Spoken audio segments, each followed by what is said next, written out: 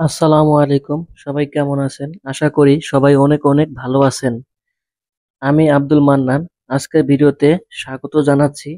তো আজকে আমি আপনাদেরকে দেখাবো 3 কোণা জমি মাপার খুব সহজ পদ্ধতি। আপনারা আপনাদেরকে দেখাবো, ভিডিওটি প্রথম থেকে শেষ পর্যন্ত দেখেন, তাহলে 3 কোণা জমি আপনি খুব সহজেই মাপতে পারবেন। আমি আগের পর্বে দেখাইছিলাম 4 কোণা জমি কিভাবে মাপতে হয়, একটা ভিডিও মাধ্যমে দেখাইছিলাম। তো যারা ওই ভিডিওটি মিস করেছেন তারা দেখবেন ওই ভিডিওটি। এই ভিডিওটি ডেসক্রিপশনে ওই ভিডিওটার লিংক দেয়া আছে। আপনারা চাইলে ওই ভিডিওটা দেখে আসতে পারেন। ওই ভিডিওটা দেখলে আপনারা 4 কোণা জমি কিভাবে মাপতে হয় তা শিখতে পারবেন। তো চলুন আজকের ভিডিওটা শুরু করা যাক। তো আপনারা দেখতে পাচ্ছেন, এটা হচ্ছে আমার একটা জমি। এটা আমার একটা জমি। যেমন এটা আমার জমি না, এটা আমি জাস্ট আপনাদের বোঝানোর জন্য খাতায় আমি আইকা রাখছি, বাট একটা নকশা করে রাখছি, যাতে আপনাদেরকে আমার বোঝানো খুব সহজ হয়। এগুলো হচ্ছে বিষম বাহু। কারণ হচ্ছে এটা হচ্ছে ত্রিভুজ একটা জমি। কারণ সবাই সাধারণত এই জমি মাপটা খুবই ডিফিকাল্ট হয়, তো একটু বুঝতে কষ্ট হয়। তো ভিডিওটা সবাই সম্পূর্ণ দেখবেন, তাহলে আপনি নিজে নিজেই বুঝতে পারবেন। এবং যদি কেউ ভিডিওটা না বুঝতে পারেন, আমার কমেন্ট বক্সে আপনারা কমেন্ট করবেন এবং জানাবেন কি বিষয় আপনি বুঝতে পারেন নাই। এবং কমেন্টে যদি আপনারা আমার নাম্বার চান, আমি নাম্বারটাও দিব। যে কোনো প্রয়োজনে আমার সাথে আপনারা যোগাযোগ করতে পারবেন। তো চলুন, বেশি কথা বলবো না, শুরু করি। এটা হচ্ছে বিষম বাহু। প্রত্যেকটা এক একটা বাহু সমান না, তাই আমি আগে লেখা রাখছি। যেমন বিষম বাহু ত্রিভুজের ক্ষেত্রফল, ক্ষেত্রফলটা হচ্ছে যেমন S, S minus A, S minus B, S minus C bracket. এটা হচ্ছে রুট ওভার দিয়ে, এটা হচ্ছে আমার ক্ষেত্রফল। এখন আমি এটাকে, যেহেতু আমার এখানে আমার, যেমন এই এটা আমি পেলাম কোথায় এবং এসটা পাইলাম কোথায় এবং সিটা আমি পাইলাম কোথায়, সে ব্যাপারে একটু আলাপ করব। যেমন ধরেন আমার এখানে 90 ফুট আছে। এখন আমি এটা 90টা, যেমন আমি এটা একটা নাম দিলাম এ বাহু। এ বাহু, এ বাহু নাম দিলাম বাহু। যেমন এখানে আমার বি আছে, এই বির জন্য যেমন আমি 80 ফুটকে যেমন আমি নাম দিলাম বি বাহু।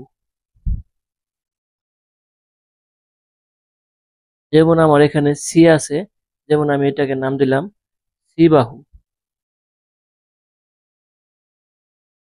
তো বন্ধুরা, আশা করি বুঝতে পারছেন। আমার এ বাহু হচ্ছে এ বাহু, বি বাহু হচ্ছে 80 ফুট বি বাহু, সি বাহু হচ্ছে 40 ফুটের সি বাহু। বিষম বাহু এক একটা বাহু সমান না, সমান না, এক একটা বাহু এক এক রকম মাপের। তাহলে ত্রিভুজের ত্রিভুজের ক্ষেত্রফলটা এবং সূত্র বসাইতে বসাই, তাহলে এটা বিষম বাহু ত্রিভুজের মধ্যে পড়বে। যেমন 40 ফুট বাহু, তাহলে কি হবে, এটা হলো বিষম বাহু। এটা হচ্ছে আমার প্রত্যেকটা বিষম বাহু, মানে প্রত্যেকটা সমান না। তাহলে আমাদেরকে সূত্রটা হবে এরকম: বিষয় বাহু ত্রিভুজের ক্ষেত্রফল root over S bracket S minus A bracket S minus B bracket S minus C. বিষম বাহু ত্রিভুজের ক্ষেত্রফল, এটা বিষয় বাহু। এটা জমির সব বাহু সমান থাকে না, যেহেতু এটা বিষম বাহু ত্রিভুজের প্রথম বিষম বাহু দিয়ে ক্ষেত্রফল বের করতে হবে।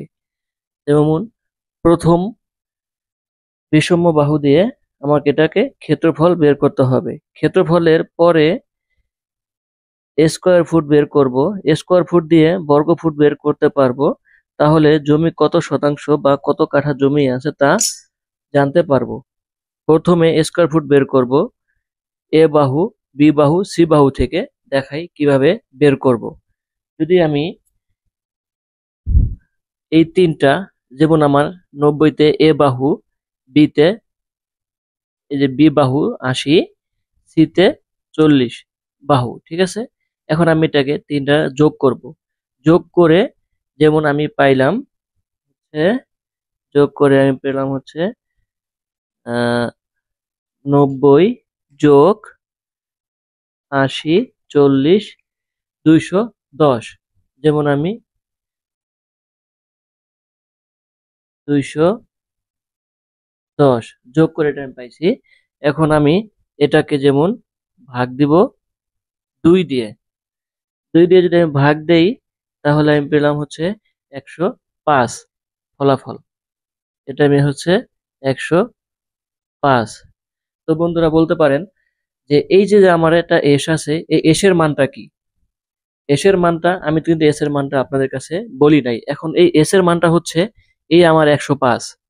এই 105টাকে যেমন এ বাহু, বি বাহু, সি বাহু যোগ করে আমি পাইছি 210, 210 2 দিয়ে ভাগ দিয়ে আমি পেলাম 105। এই 5টা হচ্ছে এস এর মান।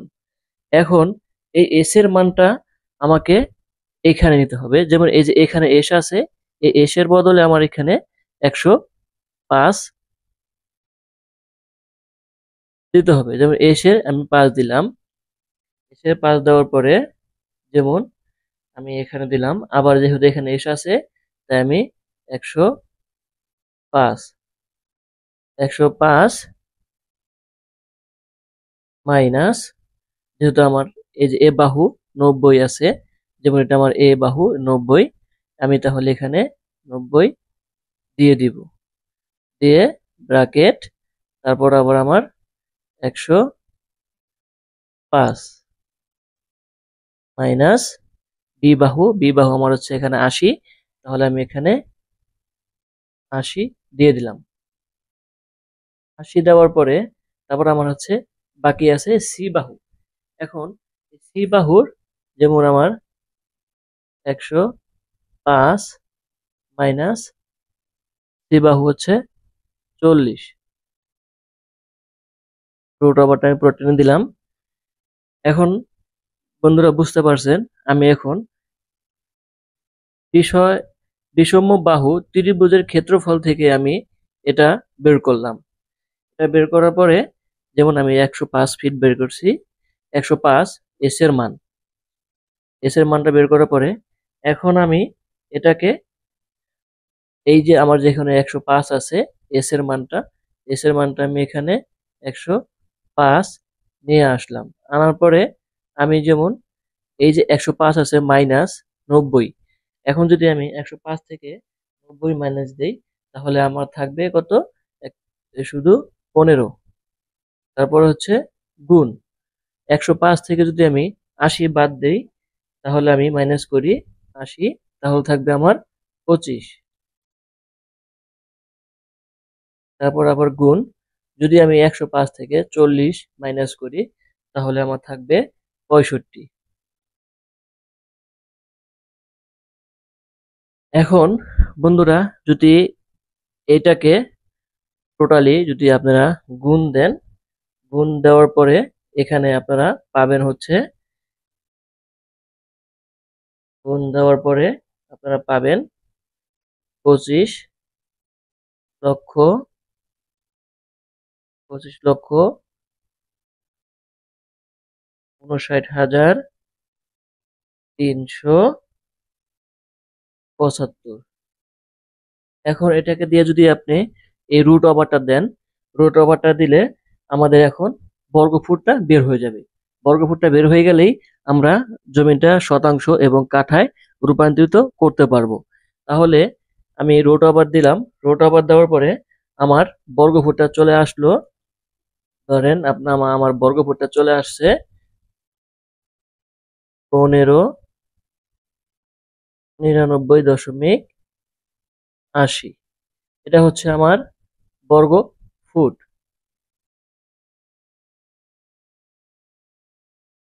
এটা হচ্ছে আমার বর্গফুট বন্ধুরা। এখন আমি এই বর্গফুট থেকে আমি শতাংশ বের করব কিভাবে? যেমন 100 সরি 1599 1599.80। এখন এটা আমি ভাগ দিব কত দিয়ে? শতাংশ বের করতে হলে বন্ধুরা দেখেন, এই যে আমি নিচে এখানে লিখে রাখছি 435.6 বর্গফুটে 1 শতাংশ এবং 720 বর্গফুটে 1 কাঠা।